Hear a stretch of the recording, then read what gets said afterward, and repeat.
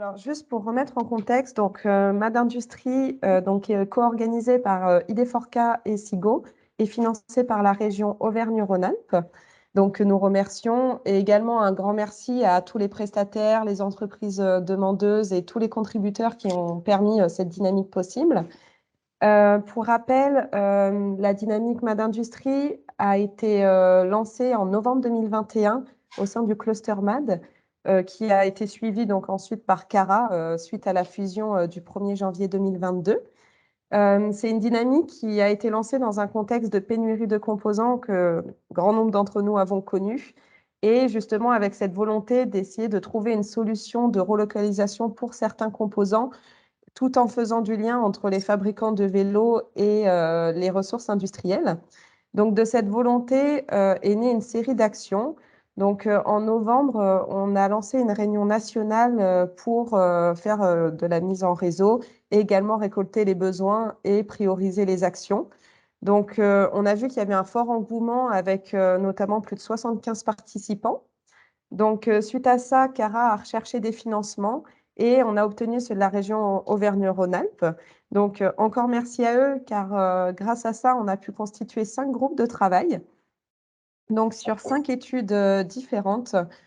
Donc, on en a, pour rappel, on en a 2 qui sont déjà passés en webinaire. Donc, on a l'étude frein qui avait pour mission de définir un système de freinage cœur de marché. Les webinaires seront bientôt disponibles et les études sont déjà présentes sur notre site internet. Donc, n'hésitez pas à les consulter si ce n'est pas déjà fait. Il y a également l'étude transmission qui avait pour but de répondre à la question comment valoriser l'approvisionnement local de systèmes de transmission. Ensuite, la semaine prochaine, le 18 octobre, on a le webinaire de l'étude pédale. Donc, c'est une étude technico-économique d'industrialisation d'une pédale qui répond au cœur du marché, donc présentée par WAOP. Et enfin, le 25 octobre, on a le webinaire de l'étude cadre, donc, qui a pour but de répondre à comment faciliter la production de cadres grâce à l'innovation, avec un focus sur les cadres manchonnés, donc toujours présenté par WAOP. Donc, n'hésitez pas à vous inscrire. Et aujourd'hui, on va être sur l'étude prospective de la filière vélo-auto. Alors, pour rappel, si on a lancé ces études et ces webinaires, c'est pour justement que vous puissiez voir quelle opportunité vous pouvez saisir par rapport à ces études et développer notamment des projets collaboratifs, enfin des projets industriels. Donc, n'hésitez pas ensuite à créer des groupes de discussion entre vous et on peut mettre justement en relation on peut vous mettre en relation, donc n'hésitez pas à nous contacter ou également donc Émilie Ledraoulec, désolée si je prononce mal le nom, de la région. Voilà. Ce que je vous propose maintenant, c'est qu'on ne va pas perdre de temps et on va enchaîner sur la présentation de l'étude filière vélo-auto qui est présentée donc, par Geoffroy Binks pour répondre à la question quelle alliance entre l'industrie du vélo et l'industrie automobile. Et ensuite, il y aura un temps d'échange où vous pourrez poser vos questions, échanger sur le sujet. Voilà. S'il n'y a pas de questions, je vais laisser Geoffroy prendre la main sur la présentation pour pouvoir commencer la présentation de l'étude, si c'est OK pour toi, Geoffroy. Oui, très bien. Mais je ne suis pas en mode diaporama, donc je ne vais pas pouvoir faire exactement ce que je voulais, mais ce n'est pas trop grave, on va faire avec. Bonjour à toutes et tous, ravi d'être parmi vous ce matin pour vous rendre compte des réflexions que j'ai pu mener autour de cette question des alliances entre l'industrie du vélo et l'industrie automobile. Donc moi, pour parler de moi très, très brièvement, je suis consultant indépendant, j'accompagne les organisations à impact dans leur prospective, dans leur stratégie, avec une appétence pour le champ des mobilités, où voilà, les enjeux, les marges de décarbonation, de préservation des ressources sont importantes, hein, je ne vous apprends rien. Et j'avais soufflé cette idée de réflexion au pôle de compétitivité Cara il y a maintenant plusieurs mois, en particulier dans le contexte de fusion qui a eu lieu début 2022 entre Cara Active Mobility et Cara, enfin, ex-Cluster MAD, pour ceux qui connaissent un peu l'histoire, et le pôle de compétitivité Cara. fusion qui prêtait justement bien à la réflexion sur comment l'industrie du vélo renaissante peut interagir avec l'industrie automobile.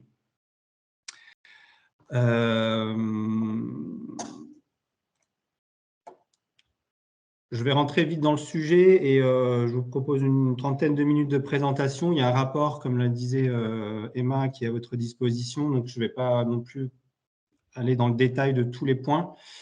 L'idée, c'est qu'on est sur la base de ces quelques réflexions qu'on puisse avoir un temps d'échange après, parce que vous avez… je ne prétends pas détenir la vérité, mais on est plutôt dans une approche qualitative du sujet.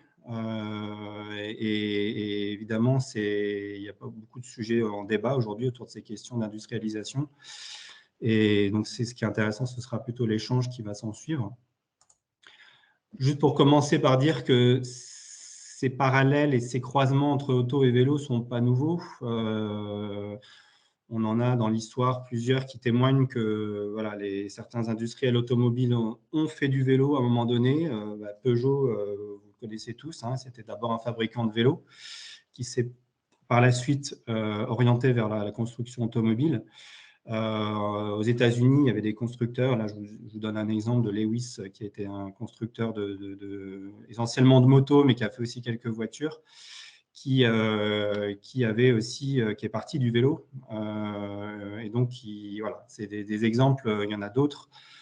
Les Aston Martin, Lamborghini, Audi, Skoda, Renault, Peugeot, tous ces constructeurs ont tenté, parfois avec succès, parfois sans succès, des incursions dans le monde du vélo.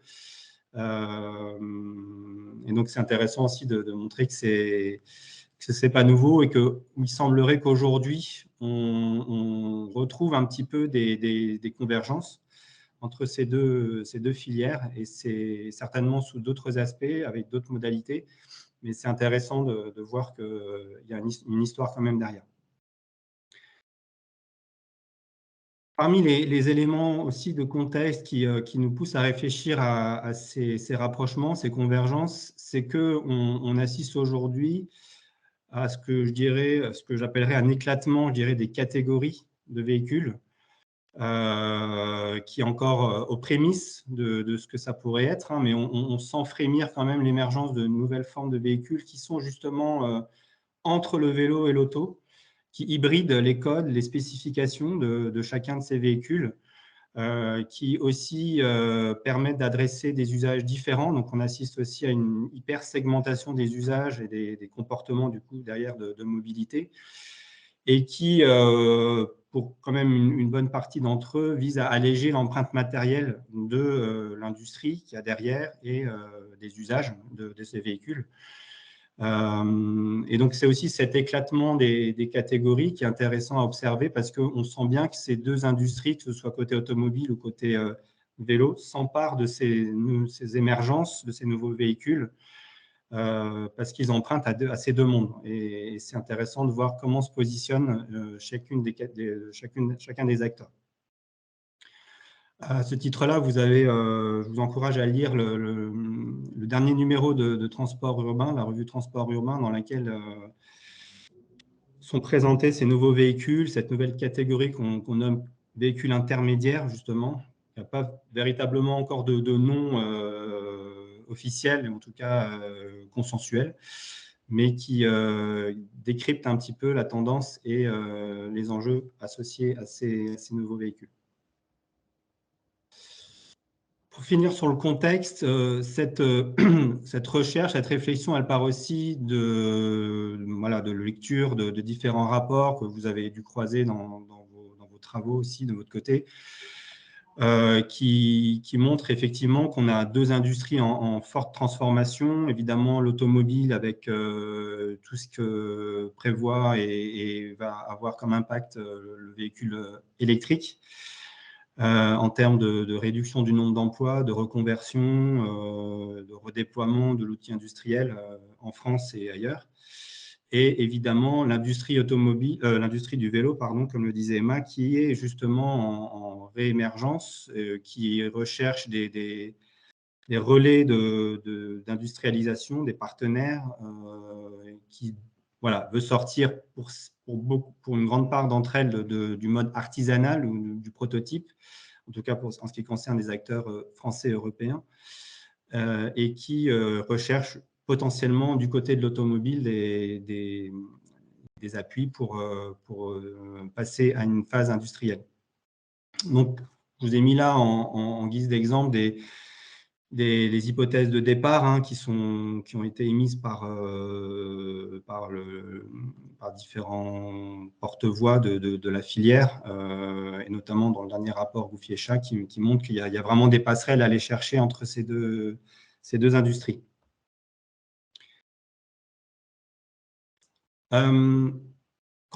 Donc, ce que je vous propose, c'est justement d'aller étudier ces logiques transfilières, comment et les savoir-faire, et les technologies, et les projets qui vont derrière se structurent entre ces filières, et en particulier, et c'est le focus de l'étude, c'est entre l'industrie automobile et le vélo.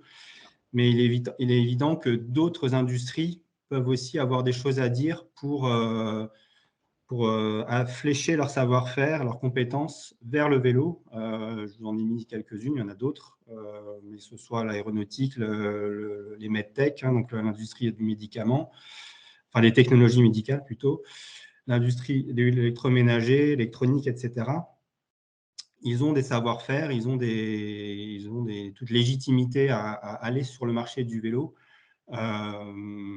Donc voilà, c'était pour dire que je n'ai pas exploré ces autres pistes-là. Ce qui m'intéressait d'abord, c'était l'industrie automobile, mais ce n'est pas du tout la seule industrie qui peut apporter des choses au monde du vélo. Pour finir sur le contexte, voilà, c'est une étude assez classique d'analyse de la littérature existante sur le sujet, et évidemment complétée par des entretiens qualitatifs auprès de différents acteurs, soit des acteurs directement de la filière, soit des experts. Donc, je vous ai mis là les personnes que j'ai pu contacter, qui m'ont donné leur avis et qui ont apporté, je dirais, leur expertise sur le sujet. Il y en aura bien d'autres, mais voilà, on a un panel très intéressant, à la fois d'équipementiers automobiles, de sous-traitants, d'entrepreneurs du vélo, et d'experts et de représentants institutionnels.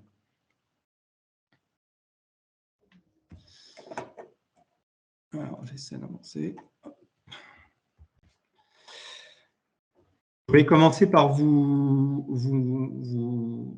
poser la question plutôt de savoir finalement, est-ce que c'est le vélo qui s'entoure des attributs et de la logique productive de l'automobile? On le voit quelque part de plus en plus avec une technologisation du vélo, une masse qui s'accroît aussi avec les vélos cargo en particulier, avec aussi une logique de service, de maintenance qui se met en place tout doucement.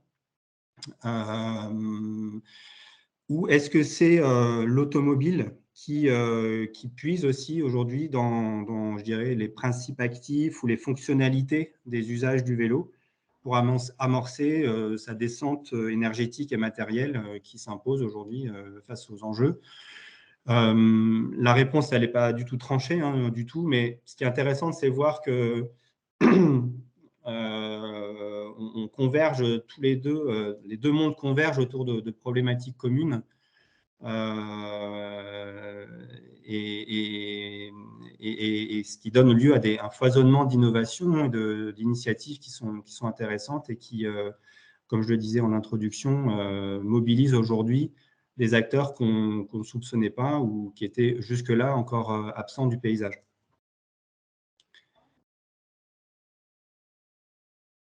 Aujourd'hui, il est évident que ces véhicules intermédiaires sont encore marginaux dans le marché. On est encore dans je dirais, dans un rapport assez tranché auto-vélo, en tout cas dans les chiffres du marché, même si le vélo cargo fait partie des véhicules qui maintenant ont une réelle existence sur le marché. Mais pour vous donner se donner aussi un ordre d'idée des chiffres, hein, pour comparer, en tout cas pour voir quel est le rapport de force qui peut s'insinuer entre ces deux mondes industriels. J'ai mis quelques chiffres voilà, pour avoir ça en tête, pour voir un peu les écarts et les ordres de grandeur. Ce qui est intéressant, c'est qu'on a vendu plus de vélos en 2020 que de voitures en France. Donc ça y est, c'est quand même un seuil qui a été franchi récemment. Mais voilà, au-delà de ça, on est sur évidemment des ordres de grandeur et des écarts qui sont considérables. Si je mets ça aussi sur la table, c'est que ce qu'on entendait beaucoup dire, mais c'est de moins en moins le cas, hein, les choses évoluent très vite de la part du monde automobile, c'était de dire que le monde du vélo est encore epsilon, marginal. On n'est pas suffisamment dans des ordres de grandeur industriels, tant en chiffres qu'en valeur. Bon, on a encore évidemment des écarts considérables, mais il y a quand même une tendance à fléchir cette représentation qu'a le monde de l'automobile sur le monde du vélo. Et d'autres chiffres le montrent, notamment les chiffres du VAE. Donc là, je reprends simplement les chiffres de l'Union Sport et Cycle, hein, et les projections de marché du vélo assistance électrique, pour montrer que on commence de manière assez objective à aller dans le monde de l'industrie. Voilà. Et donc, on sort de l'artisanat, clairement, et c'est important de montrer que ces projections sont susceptibles d'intéresser des industriels qui sont dans des logiques de volume et de masse critique, de volume critique plutôt.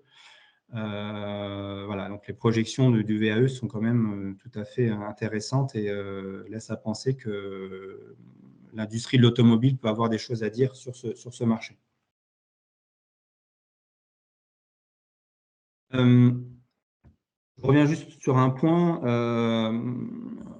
Comme je le disais, on réfléchit aux passerelles entre le monde de l'auto et le monde du vélo.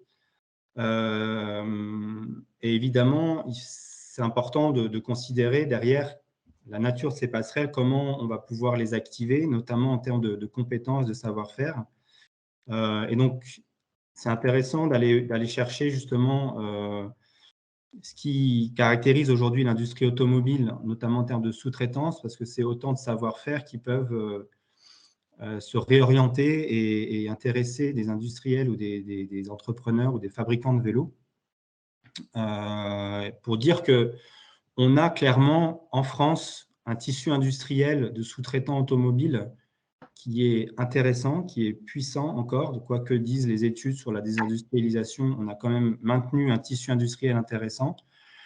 Et dès lors qu'on parle de relocalisation de cette industrie du vélo, plutôt que de partir d'une feuille blanche, de réinventer la poudre, l'hypothèse, c'est de dire réorientons ce tissu industriel, pour partie en tout cas, vers ces nouveaux marchés. Et on a là clairement une répartition des compétences et de la sous-traitance automobile que l'industrie du vélo doit avoir en tête pour aller chercher les partenaires. Je vous propose, dans la lignée de ce que je viens de dire, de prendre appui aussi sur la dernière étude AlixPartner qui montre l'impact de l'électrique sur l'automobile, pour estimer aussi le gisement de savoir-faire qui va finalement plus forcément être très opérant dans le monde de l'automobile du fait du passage du thermique à l'électrique, mais qui peut être tout à fait intéressant pour le monde du vélo. Donc, je vous laisserai la consulter, évidemment. J'en prends juste un extrait ici assez significatif et qui peut nous aider à réfléchir justement à ces reconversions. Voilà, où AlixPartner a fait plusieurs scénarios selon le mix de la motorisation, hein, électrique à batterie, hybride rechargeable, hybride auto-rechargeable ou thermique. Et dans un scénario de référence, avait pris 70% d'hybride rechargeable et électrique à batterie à horizon 2030. Donc, c'est les points bleus, hein, que vous voyez sur le diagramme. Mais tout ça pour dire que, quel que soit le scénario, le passage à l'électrique va générer des pertes d'emplois dans l'automobile, en particulier dans le décolletage, l'usinage, le traitement des métaux, la fonderie, la forge. Et donc, il y a un vrai enjeu de réorientation de ces savoir-faire vers des nouveaux marchés. Le vélo fait partie de ces nouveaux marchés. Hein. Il ne va pas sauver l'automobile, hein, ce n'est pas ce que je suis en train de dire, mais on a clairement des enjeux de reconversion à adresser et il est important qu'on s'en saisisse pour limiter non seulement les pertes nettes d'emplois, mais en plus refaire décoller notre industrie du vélo dans la métropole et en Europe de manière plus large.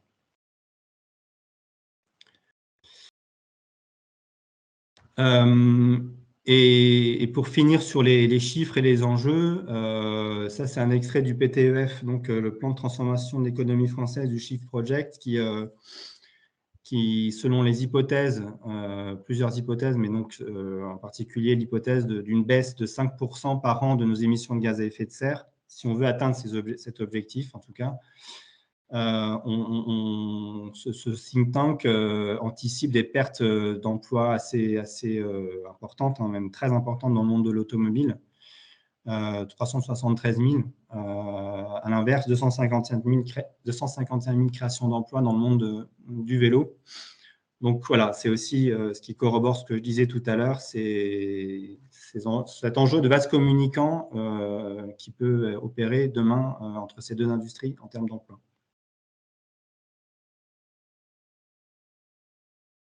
Donc, au-delà de ces chiffres et de ces données, contextuelles, j'ai synthétisé en une diapo, donc une gageure, hein, mais pour faire vite et surtout mettre en débat qui m'apparaît comme étant des défis communs ou autant de terrains où peut y avoir des convergences entre l'industrie du vélo et l'industrie de l'automobile. Si je prends le premier, l'aspect productif, tout ce qui va être autour des process en particulier, on a clairement du côté de l'automobile un enjeu de diversification, de rentabilisation des lignes de production, hein, notamment du fait du passage à l'électrique. Et du côté de l'automobile, on est dans un passage à l'échelle aujourd'hui, de l'artisanat à de la moyenne, voire grande série pour certains. Avec aussi derrière un enjeu fort de standardisation. On dit souvent dans l'automobile sous forme de boutade qu'il y a beaucoup de standards mais peu de standardisation. C'est le propre justement de marchés de niche et de petits volumes, mais aujourd'hui c'est en train de changer et cette industrie a besoin justement de standardiser ses composants pour passer à l'échelle. Et évidemment que les savoir-faire automobiles peuvent y aider. Et elle a tout à gagner à s'adosser à savoir-faire automobile pour ériger des nouveaux standards dans les composants vélo. En termes de technologie, on voit bien que l'industrie automobile est beaucoup portée par l'innovation technologique, les efforts de R&D, qu'elle a aussi besoin d'ancrer la valeur créée par ces innovations. Je pense en particulier aujourd'hui à la motorisation électrique et aux batteries. Et du côté du vélo, même si on n'est pas beaucoup moins en tout cas dans des modèles d'innovation technologique, il y en a quand même. Et le vélo peut avoir aussi intérêt à intégrer certaines innovations issues de l'automobile, en particulier autour des batteries. Pour intégrer donc des composants à plus forte valeur ajoutée aux différents véhicules, notamment si ces mêmes véhicules évoluent dans leurs usages et dans leurs spécifications. C'est évidemment un autre enjeu considérable que l'industrie automobile doit avoir en tête, c'est que le vélo change complètement d'usage et de statut presque, passant d'un véhicule loisir qui est très, très, très fort dans notre imaginaire à un véhicule utilitaire qui derrière sous-entend un usage plus intensif, un enjeu de qualité, de robustesse plus important qui fait que, évidemment, les vélos qu'on va produire aujourd'hui et demain vont devoir répondre à ces exigences, notamment dans les cas d'usage professionnel tels qu'ils se dessinent aujourd'hui. S'agissant des nouveaux usages, on voit bien qu'il y a aussi tout un terrain où ces deux industries se frottent, je dirais, notamment tout ce qui est mobilité courte distance, la mobilité urbaine, périurbaine en particulier, avec tout ce qu'elle comporte, tout ce qu'elle emmène avec elle plutôt de contraintes érigées aujourd'hui par les politiques publiques, hein, les ZFE et autres. Donc, il y a véritablement un nouvel élan et des innovations à aller chercher dans les nouveaux véhicules, les nouvelles mobilités. L'industrie automobile s'en saisit petit à petit, comme je disais auparavant, à travers une nouvelle segmentation, des nouveaux véhicules plus légers. Et évidemment, le vélo aussi, à travers les vélos cargo, le vélo électrique, tout ce qui va tourner autour de la vélo logistique. Donc, on a aussi là, derrière, et de la concurrence et de la complémentarité, en tout cas industrielle, pour adresser cette nouvel enjeu de la mobilité urbaine, ou en tout cas en territoire dense, pour répondre aux exigences politiques et environnementales. L'impact en termes de décarbonation en particulier, l'électrification côté automobile, l'allègement des process industriels, l'analyse de cycle de vie, tout ça, c'est des choses auxquelles est rompue l'industrie automobile, mais dont est encore très éloignée l'industrie du vélo. Et justement, on a clairement, l'industrie du vélo a clairement aussi des choses à aller chercher côté automobile. Voilà, c'est pas parce qu'on fait du vélo qu'on est par essence vertueux, hein, c'est ce que disent aussi un certain nombre de rapports qui peuvent aussi pointer du doigt une industrie du vélo qui est pas forcément très vertueuse au plan environnemental dans ses process, dans sa chaîne de valeur. C'est une chaîne très internationale aujourd'hui, qui n'est pas forcément très en avance non plus sur la circularité, sur les expertises en termes d'analyse de cycle de vie. Donc, il y a aussi des collaborations à aller chercher entre ces deux industries. J'ai eu la chance d'interroger la Refactory de Renault, par exemple, qui est alors, sur la question des batteries, qui n'a pas forcément aujourd'hui intégré les batteries de vélo dans ses activités, mais qui pourrait très bien le faire demain, et ça serait intéressant qu'elle intègre, au-delà des batteries automobiles, les batteries vélo dans son spectre et dans son périmètre.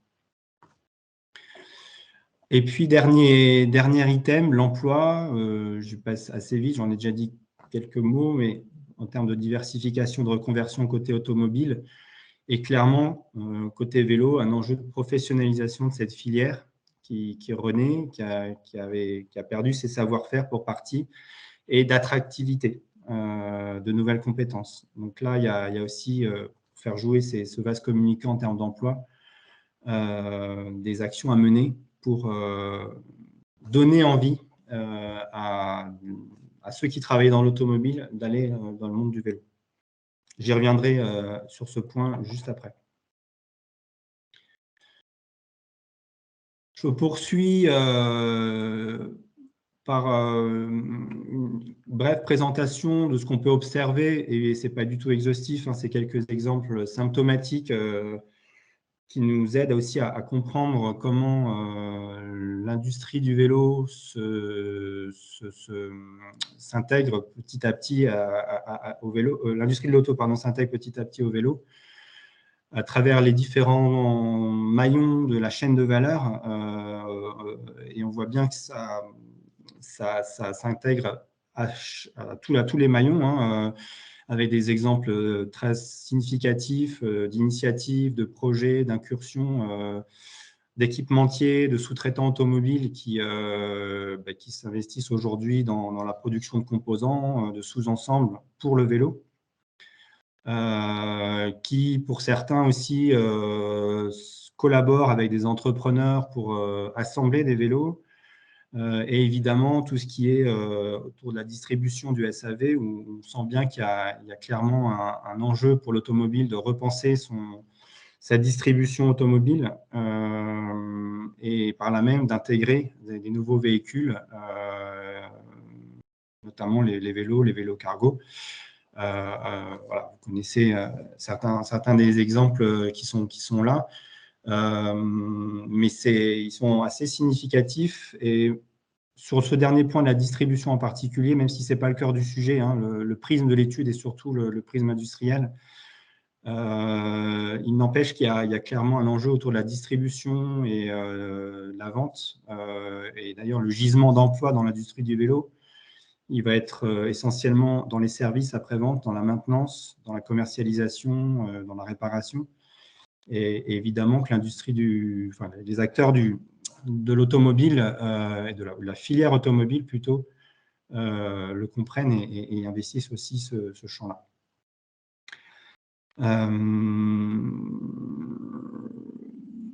Donc voilà, ces exemples de sous-traitants équipementiers qui se lancent dans le monde du vélo.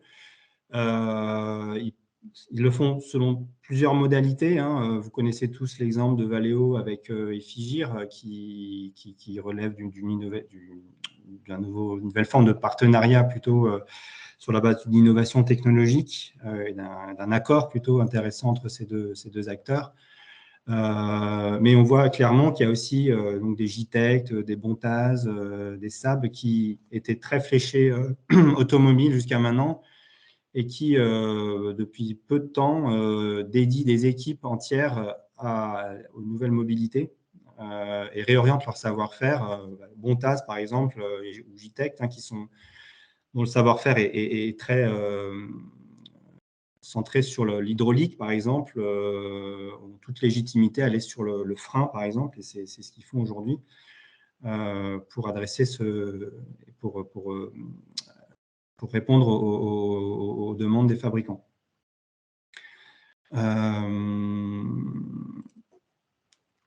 Voilà pour ce bref panorama. Je voulais terminer, parce que je vois qu'il est déjà 11h42, par quelques pistes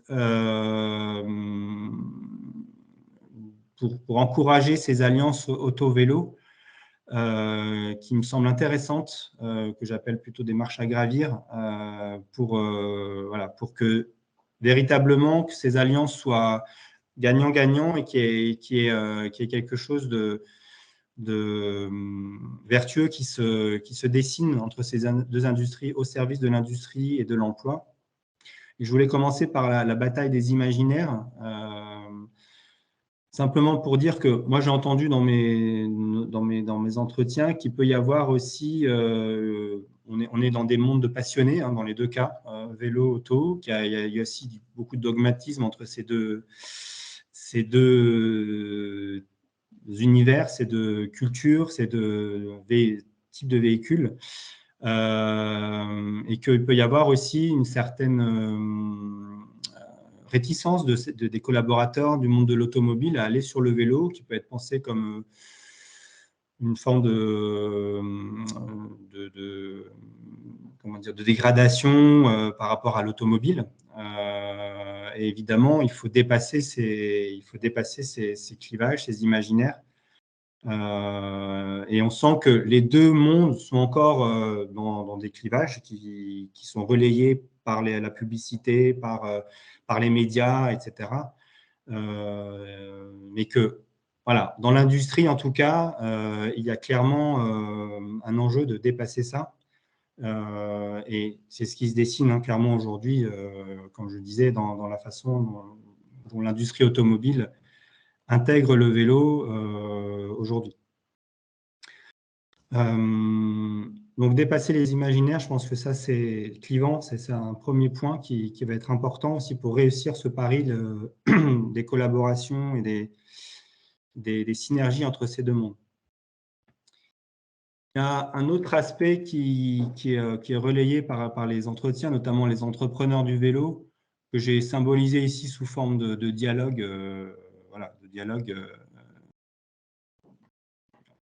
certainement voilà, qui reflète les rapports entre le vélo et l'automobile, où quand un entrepreneur du vélo souhaite s'adresser à un industriel, en particulier de l'automobile, il peut être face à des contraintes, des barrières à l'entrée qui sont souvent élevées, parce que l'automobile est prise aussi dans une culture, dans des logiques de qualité, de contrôle qui sont exacerbées en quelque sorte, et quelque part qui ne sont pas dans la culture du vélo, qui est, comme je le disais, encore artisanale, qui n'est pas sur les mêmes standards, qui n'est pas dans les mêmes normes, et qui peut avoir cette impression que l'automobile lui propose des process, des manières de faire qui équivalent à une surqualité qui n'est pas forcément adéquate par rapport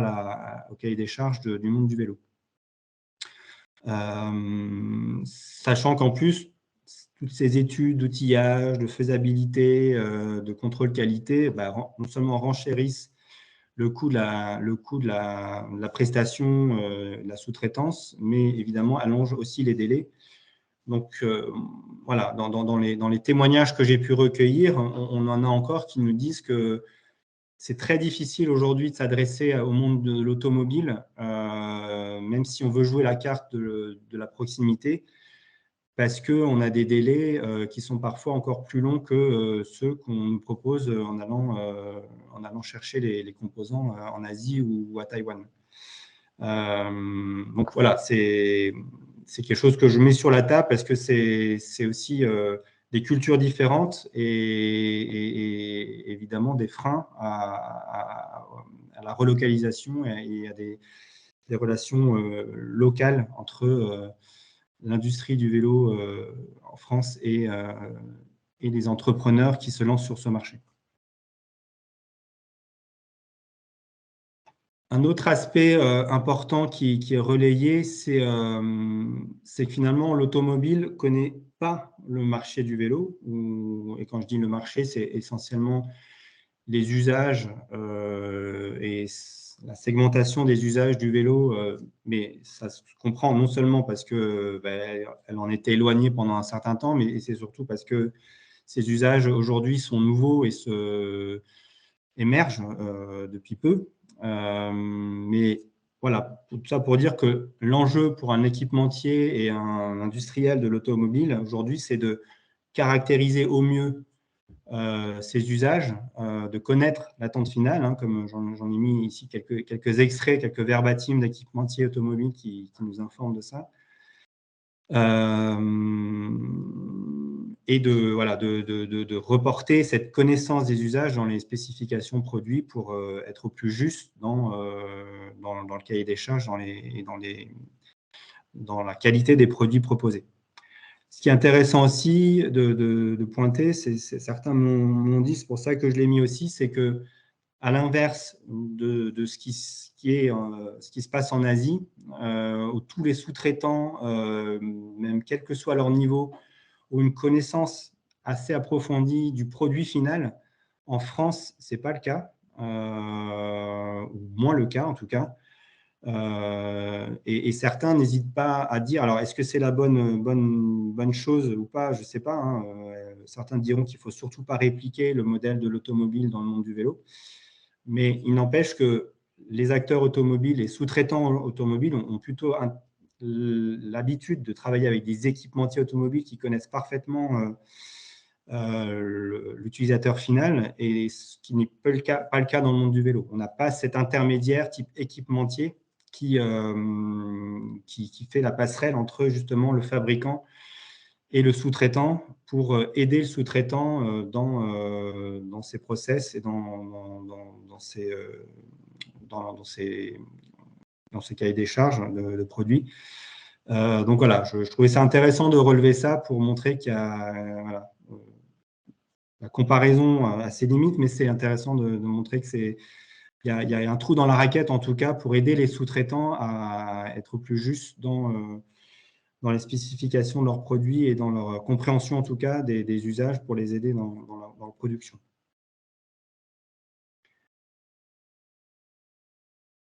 Et un dernier point important qui demande de la part de l'automobile de s'adapter à une caractéristique assez singulière du monde du vélo, hein, c'est que à l'inverse de l'automobile, c'est ce que disent mes interlocuteurs, hein, dans le vélo, tout se voit, tous les composants, hein, ou quasiment tous, et que de fait, il y a un enjeu de diversité, de diversification, d'un maximum d'éléments pour justement se distinguer d'un véhicule à l'autre, et qu'on ne peut pas, à l'inverse de l'automobile, jouer sur une logique de plateforme où on standardise et on uniformise, on est capable d'uniformiser un maximum de pièces parce qu'elles ne sont tout simplement pas visibles par l'utilisateur final. Et tout l'enjeu pour l'automobile, c'est de réussir cet équilibre entre une standardisation maximale de la fabrication et des spécificités des pièces, tout en allant chercher une diversité dans, je dirais, les dernières étapes de fabrication pour produire à la fois de l'innovation et voilà, la spécificité au produit. Donc voilà, un des défis est de générer la diversité. Contrairement à la voiture, tout se voit sur un vélo. On ne peut pas découpler la question structurelle de l'objet de la question esthétique. C'est un défi intéressant pour l'automobile. Voilà, ça fait partie des ajustements et des nouvelles manières de faire qu'impose le vélo à l'automobile, si tant est que voilà, l'automobile veut aller sur ce marché.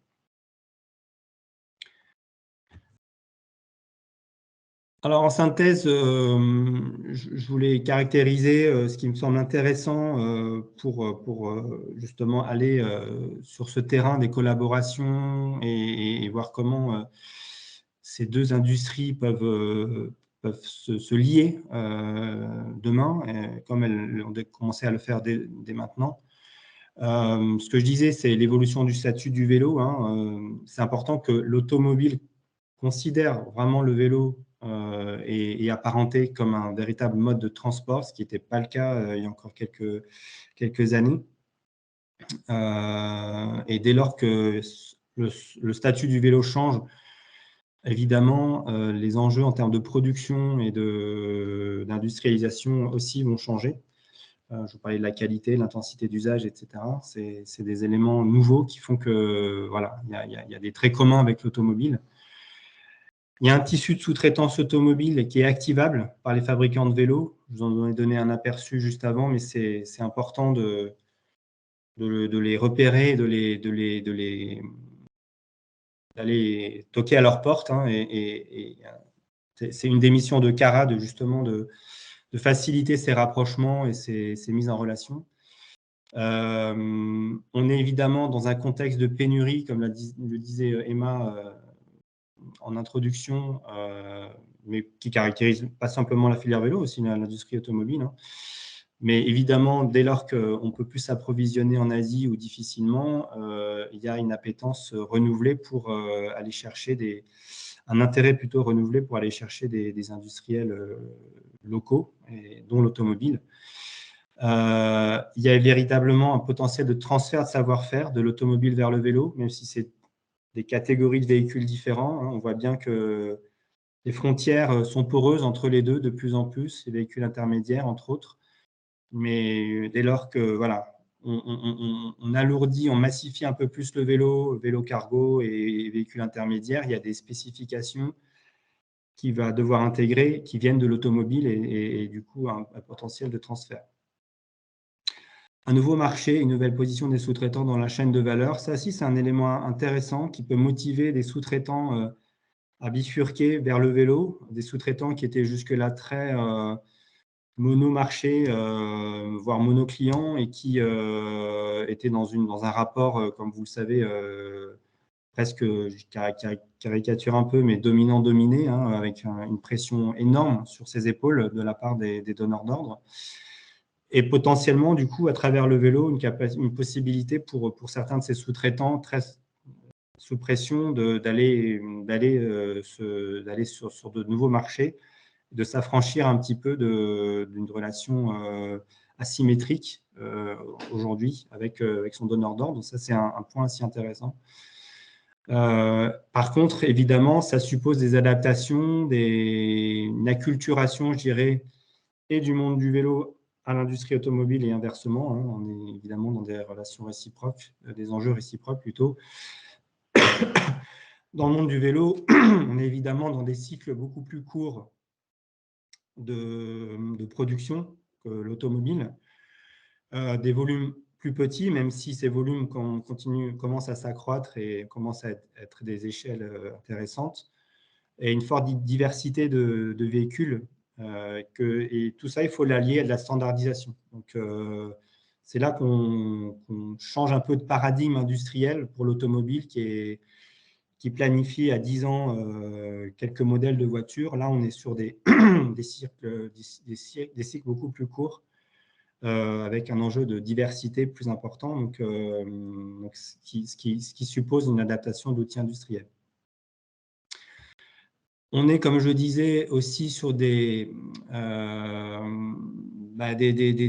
barrières à l'entrée pour le vélo, voilà, sur des standards élevés de qualité qui sont dans l'ADN de l'automobile et qui ne sont pas forcément demandés, exigés, en tout cas à ce stade, par les fabricants de vélos, même si la tendance va aller vers ça. Hein, dès lors qu'on massifie, qu'on industrialise, il va y avoir besoin de normes de qualité. Mais en tout cas, dans plusieurs projets industriels d'amorce, pour des entrepreneurs du vélo qui veulent aller commencer la petite ou moyenne série, ça peut être un frein important qui fait qu'ils n'arrivent pas à trouver un moyen de collaborer avec certains sous-traitants ou équipementiers automobiles.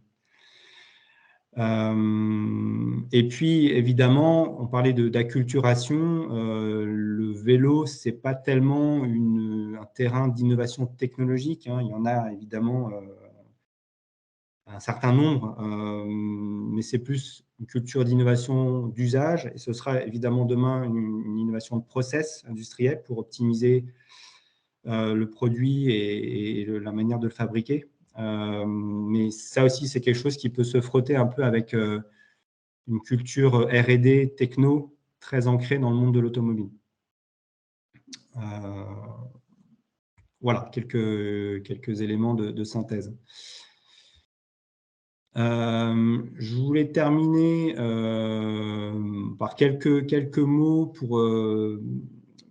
pour caractériser les formes de réponse qu'a amorcé Cara. Je me fais un peu le porte-parole de Cara sur ces dernières minutes, mais pour dire que c'est intéressant d'avoir ce type d'institution qui, justement, a vocation, entre autres, d'aider les entrepreneurs du cycle à coopérer avec l'industrie automobile.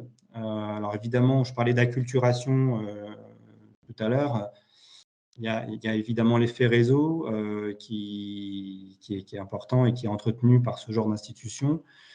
Vous avez effectivement, de manière très opérationnelle, la manufacture des mobilités actives et durables, je laisserai Anne-Gaëlle, je ne sais pas si elle est arrivée, Anne-Gaëlle, mais en parler peut-être de manière plus précise. Mais voilà, on assiste à peut-être aussi l'émergence de nouveaux modèles de production type voilà, mini-usine, et la manufacture préfigure un petit peu ces nouveaux modèles.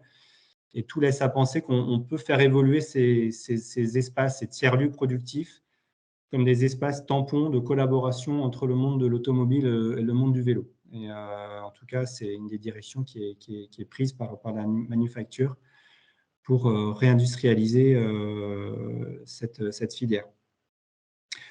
On est aussi sur des enjeux de massification, d'échelle, etc.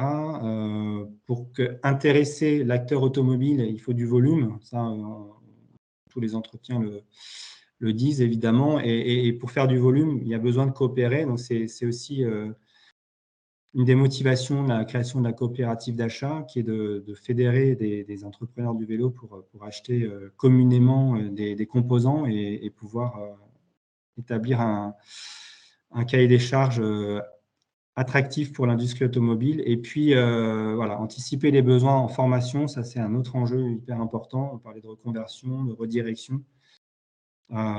Toutes ces entreprises sous-traitantes dans le décolletage, dans le traitement de surface, dans la fonderie, vont devoir, voilà, pour adresser ce nouveau marché du vélo, peut-être avoir besoin de formation pour répondre aux spécificités des nouveaux véhicules.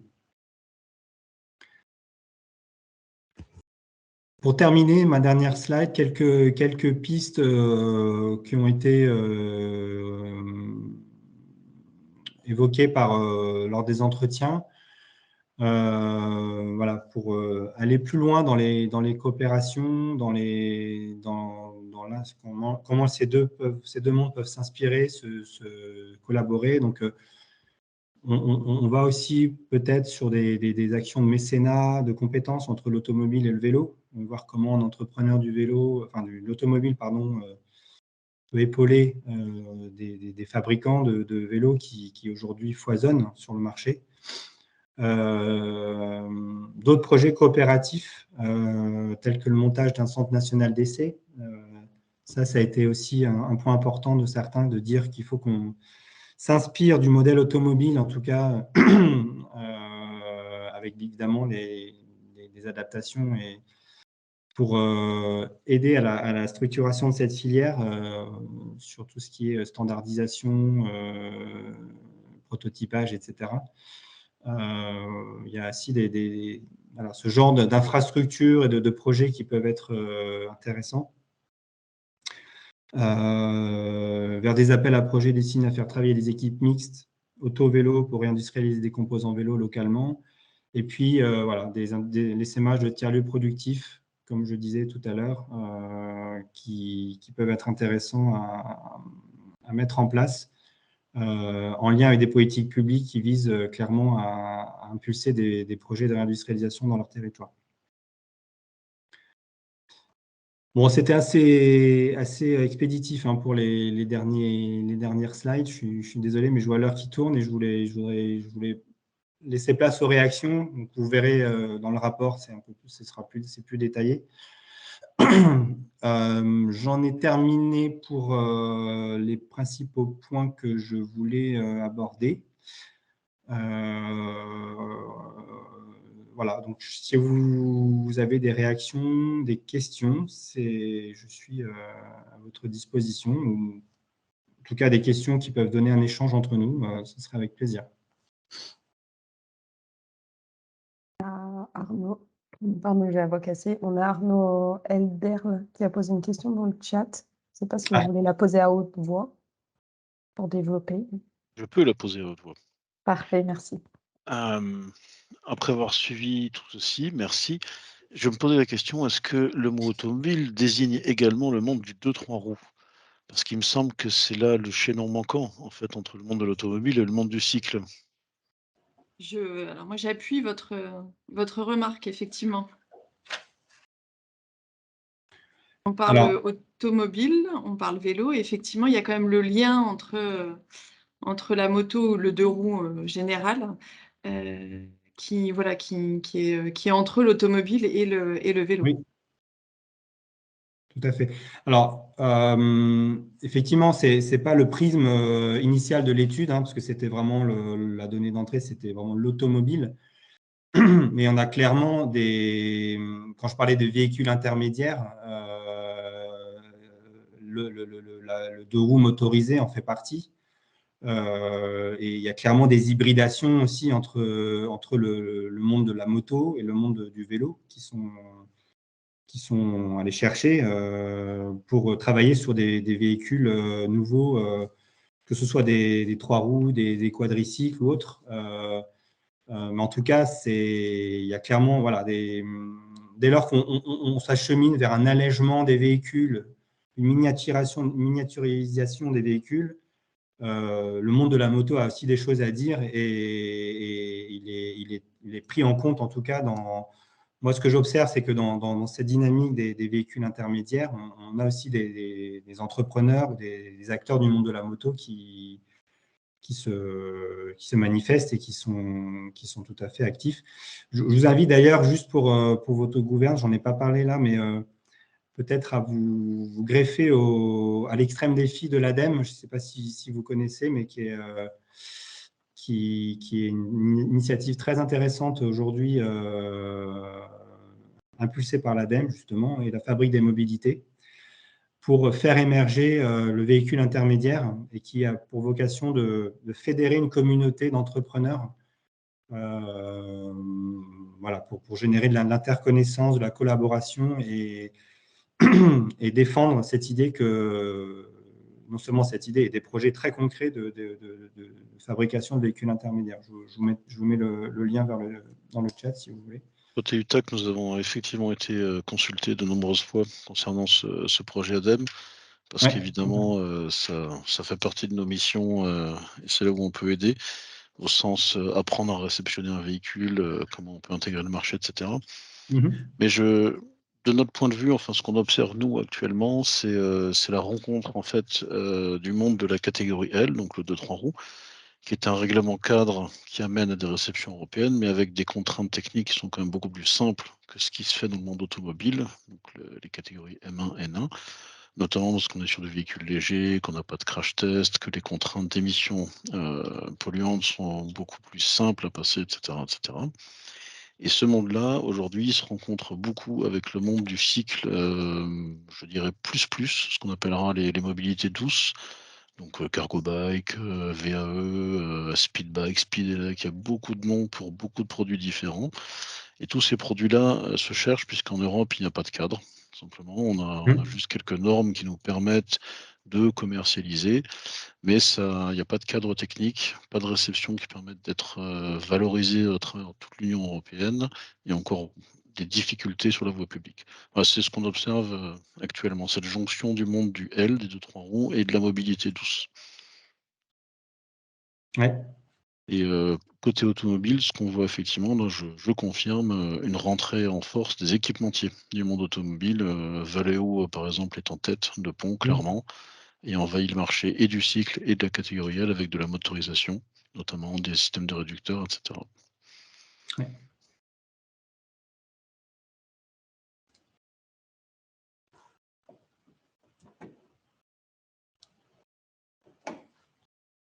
Est-ce qu'il y avait d'autres questions? Bonjour. Bonjour. J'avais une remarque par rapport à nous, notre expérience. Donc, on est Ultima Mobility.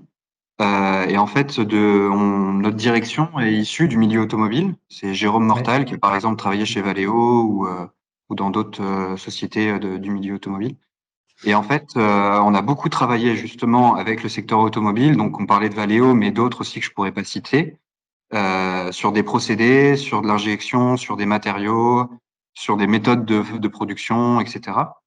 Et en fait, ça a été assez difficile au début, la partie négociation, mais derrière, ça a permis à nous de pouvoir créer, justement, on parlait d'un cadre Made in France. Vraiment, c'est fabriqué à côté de Dijon ou ce genre d'éléments, donc de façon extrêmement rentable. Et le problème, toujours, c'est justement la quantité qui est nécessaire pour rentabiliser ce genre d'opération. Mais c'est au final faisable. Ce que je voulais juste vous dire. Ouais. J'avais bien Et en aussi tête, par rapport au recrutement. Allez-y. Par rapport au recrutement, nous, on a des difficultés à recruter, surtout sur la partie montage, préparation opérationnelle lors de la ligne de fabrication. Et en fait, là, on a le plus de facilité à recruter des personnes, c'est issu du milieu de la moto. On arrive assez facilement à former et qui ont l'habitude, en fait, de plutôt monter, on va dire, un produit de A à Z plutôt que juste monter un élément d'un véhicule. Voilà, c'était juste ce petit partage d'expérience. Et ici, je peux également donner un autre éclairage pour confirmer encore cette vision. Il est vrai que dans le monde automobile, la complexité du produit étant telle, mais vous le retrouverez aussi en poids lourd ou en agricole par exemple, que le produit est souvent décomposé en plusieurs morceaux. Et vous trouverez face à vous des équipes, que ce soit du montage, de l'étude ou de l'homologation, qui travaillent par morceaux de véhicule. Alors que dans le monde du 2-3 roues, on est sur des produits extrêmement simples, finalement. Et quand vous regardez une moto d'il y a 30 ans et une moto d'aujourd'hui, vous apercevrez que le coloris presse, ça n'a pas fondamentalement changé. Hein, c'est la même masse, quasiment les mêmes performances. Et vous trouverez plus souvent des acteurs qui sont effectivement one-stop shop. Clairement, je fais tout, de bout en bout. Je Ouais, maîtrise exactement. l'ensemble. Hein.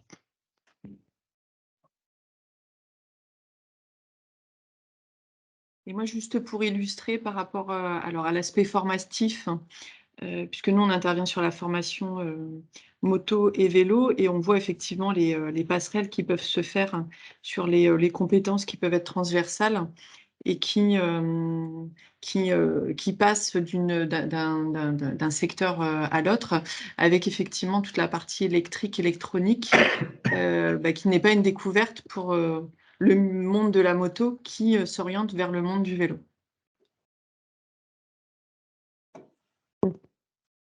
Merci pour ces retours d'expérience. Quelqu'un a une autre question ou un retour par rapport à ça ou un autre sujet de l'étude?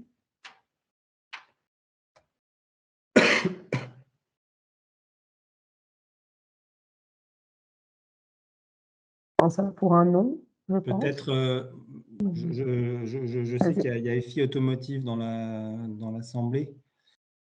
Est-ce que EFI, je ne suis pas allé vous voir, mais je vous avais bien identifié parce que je pense que vous êtes bien au fait de ces évolutions.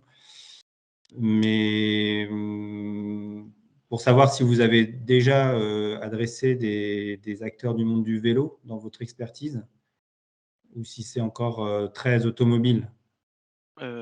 On étudie en profondeur le marché automobile, effectivement. Après, moi, pour information, je suis plus l'acheteur groupe sur les pièces mécaniques.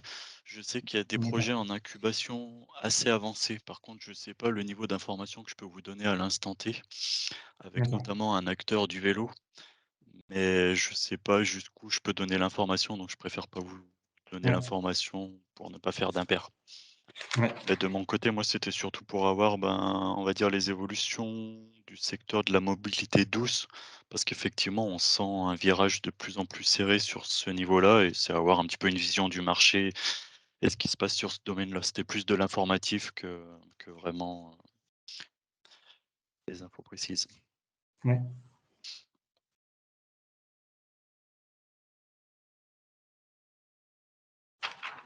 D'ailleurs, je souligne, n'hésitez pas à aller voir en commentaire, même après le webinaire, Denis Merca a partagé des informations, un graphique, voilà, pour compléter les informations. Je ne sais pas si Geoffroy, tu l'as vu passer. Oui, je viens de le voir. Ouais. Bon, ça, donc, ça, n'hésitez pas à aller voir. Est-ce qu'il y a d'autres questions, d'autres remarques?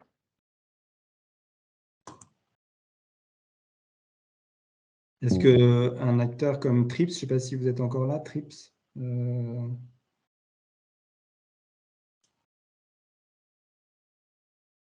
Oui, je suis là.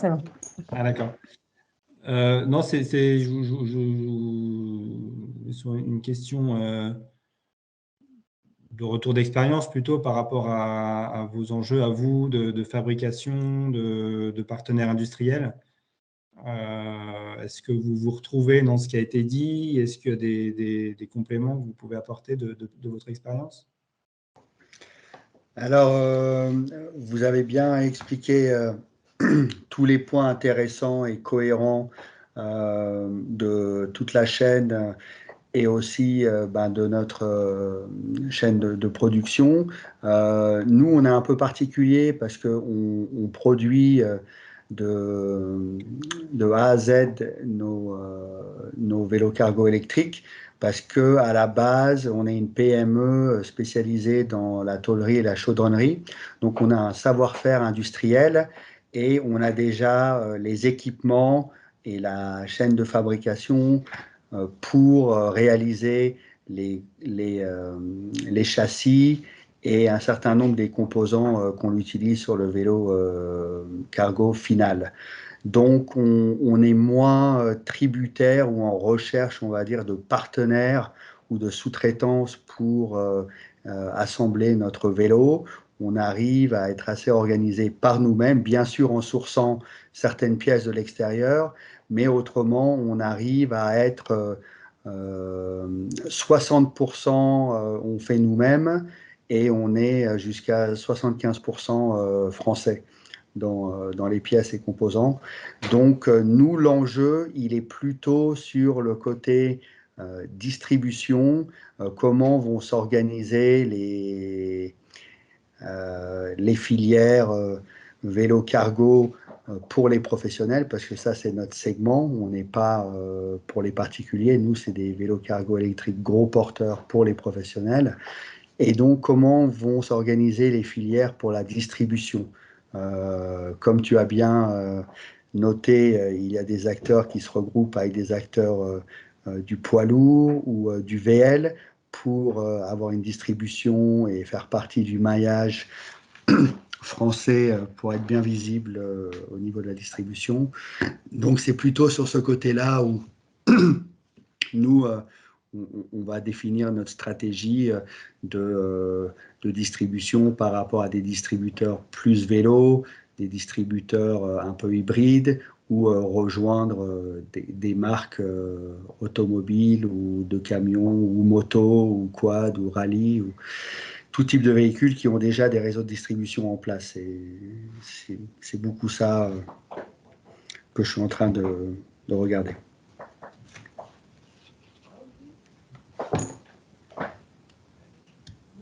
Geoffroy, ton micro, je ne sais pas si tu as vu. Non, c'est bon. Merci pour ce point. Et je sais qu'il y a un SNR aussi dans l'Assemblée.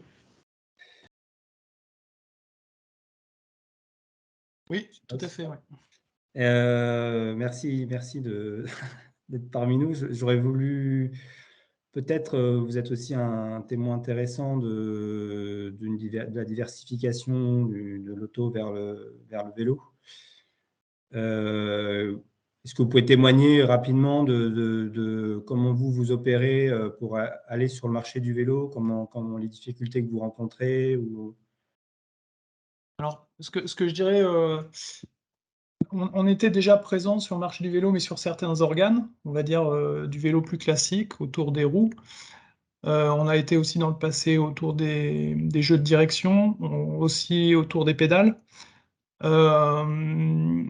C'était un marché, je pense, qui a eu un âge d'or dans les années 70, hein, mais après, en tout cas en Europe, en France, et puis après qui a baissé, qui a migré vers l'Asie, donc avec des prix, en ce qui nous concernait, nos organes, nos roulements, avec des prix pas toujours accessibles.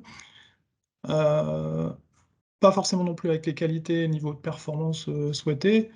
Aujourd'hui, avec l'essor du vélo, du cycle de ces dernières années, en fait, on se repositionne sur ce marché-là, puisqu'il y a visiblement une volonté de relocaliser une partie de la fabrication en Europe. Et il y a aussi de belles opportunités autour de la motorisation, en fait. Et c'est pas simple non plus. Il y a beaucoup de projets. Il y a, en ce qui nous concerne, beaucoup de concurrence asiatique. Mais il y a des projets intéressants sur lesquels on arrive à se positionner ou c'est ce qu'on essaye de développer, hein, en tout cas. Et on s'appuie aussi sur l'expérience de nos collègues au Japon qui ont pas mal développé avec des groupes comme Shimano ou comme sur la partie motorisation. Mais on voit le tournant, on voit en tout cas côté automobile que les perspectives ne seront plus celles qu'elles étaient imaginées encore il y a quelques mois, voire quelques années. Et ça fait partie aussi des voies de diversification pour nous, le bike, la mobilité douce en général.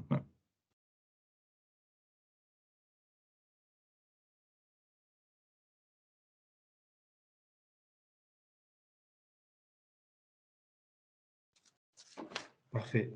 Merci. Tu avais d'autres points, Geoffroy? Non, s'il n'y a pas de réaction, d'autres questions sur ce que j'ai présenté, j'ai pas d'autres questions de mon côté. Okay. Je veux dire que le rapport est en ligne sur Cara. Peut-être redonner le lien, Emma, si tu... Oui, de toute manière, je vais conclure juste avant. Personne n'a de questions? Non, je prends ça pour un non, et au pire, si ça vient après, n'hésitez pas à nous envoyer un message. Je voulais conclure sur deux choses. Comme il a dit Geoffroy, donc le rapport est disponible sur le site internet, et donc je vais vous mettre le lien. Et également, il y a les webinaires, les prochains webinaires le 18 et le 25 octobre sur la pédale et le cadre. Donc, n'hésitez pas à vous inscrire.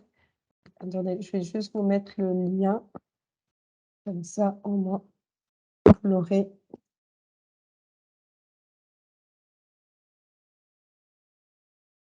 Normalement, c'est tout bon. Et également, dans quelques jours, on vous enverra un mail avec le lien du replay, si vous voulez revisionner, avec la liste des participants et également les slides que Geoffroy a présentés.